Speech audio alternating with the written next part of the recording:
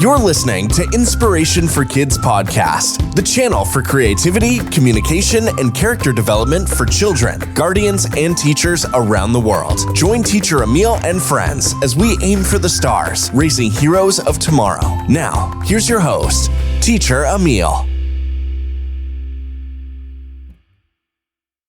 Hey you guys, welcome back to another episode here on the Inspiration for Kids Educators. I'm Teacher Emil, and in this episode we are going to talk about a topic of finding our children's authenticity.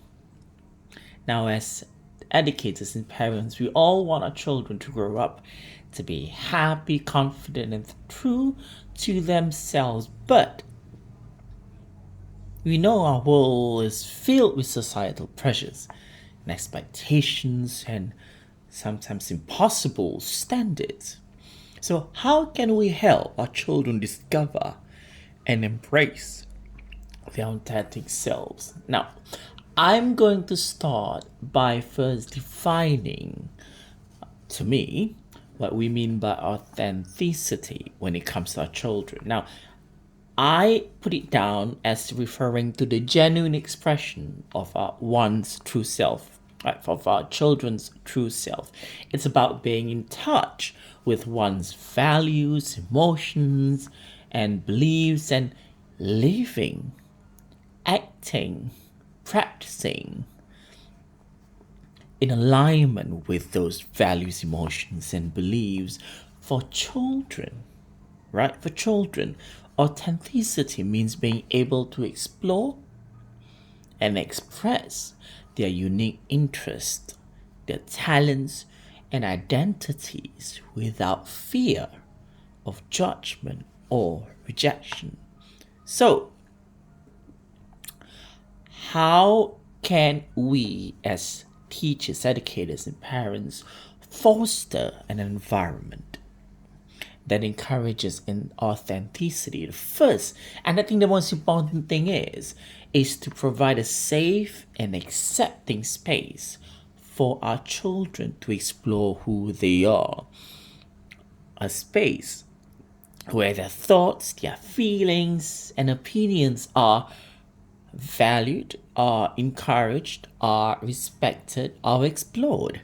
It's also crucial to resist the temptation to impose our own expectations or desires onto our children. This is different. Helping them express their personal, individual thoughts and values and feelings and opinions. It's different than when we are teaching them how things are going. So we got to not always get answers or give answers or provide answers or change or correct the children, right? That when we allow them to express and do and think and share, it makes them feel safer so they can be more of themselves. Now, we must also encourage our children to discover their own passions and interests, especially for young children. I know, we were kids, right? We really wanted to try anything and everything. We really wanted to have fun. We wanted to enjoy our experiences. Now, just because a child likes to do something that maybe is against the grain of what your or our individual societies see or expect to see from specific, maybe gender. Like, boys aren't supposed to be doing ballet, for example. Or maybe girls are not supposed to be, going around building blocks, learning how to do science. I know these are stereotypical, but these are just, clear examples, right? So, allowing and encouraging our children to express themselves and to try and to share doesn't mean that they are going to stick to what they are doing. Because I know a lot of parents actually are, especially in a woke society now, we're worried about what the children will learn and see and experience and develop and all that. But we've got to allow them to try so they can become themselves. And this is authenticity. Now, other than the environment, How can we encourage authenticity in our children? We can get involved in their interest. We can support them when they need our support. We can explore their ideas together, be their supporter physically, verbally, mentally, psychologically, emotionally, and never dismiss them. Unless, of course, things that are dangerous and affect their safety and their security. Other than that, then we encourage them to try things so they can learn about themselves. So, how can we strike a balance between guiding our children and allowing them to find their own path? It's a delicate balance, right? We can support our children by offering guidance and resources while giving them the freedom to make their choices. It's important to listen actively and to validate their emotions, their actions, their efforts, their experiences without dismissing them. By doing this, by being an active listener and validating their experiences and their emotions, parents and educators can help the children develop a strong sense of self and the courage and confidence to pursue their interest. So, next, let's talk about the role of open communication in fostering authenticity. Communication is one of the key tools for success in cultivating our children's authenticity, individuality. It's essential that we feel comfortable. We allow our children to feel comfortable to express themselves. We should create an atmosphere where our children feel safe sharing their thoughts and emotions without judgment, without dismissal, and especially without punishment. Make communication a family value, a family habit, a family culture. Make things, issues, subjects, topics, situations, learning opportunities, education into family discussions, right? Where they are active listening and they are sharing of emotions and thoughts and empathy. All these values come in. It is important that we educators, parents, are approachable, we are non-judgmental, and that we are not dismissive. We do and we will have challenges when we embark on this journey of helping our children find their authenticity. Now, one common challenge is the societal pressure and comparison, as we've mentioned at the start of this episode, right? Children may feel compelled to conform to societal norms or compare themselves to others, as mentioned earlier, where boys are not expected to do ballet, where girls should be playing with dolls and doing gymnastics and all of that, supposedly girl-based activities, which is not really true, not true at all. So, as educators and as parents, we can counteract this by promoting self-acceptance and emphasizing the value of individuality.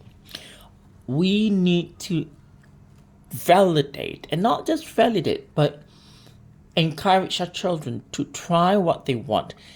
Tell them, listen to what your heart is telling you, listen to your mind.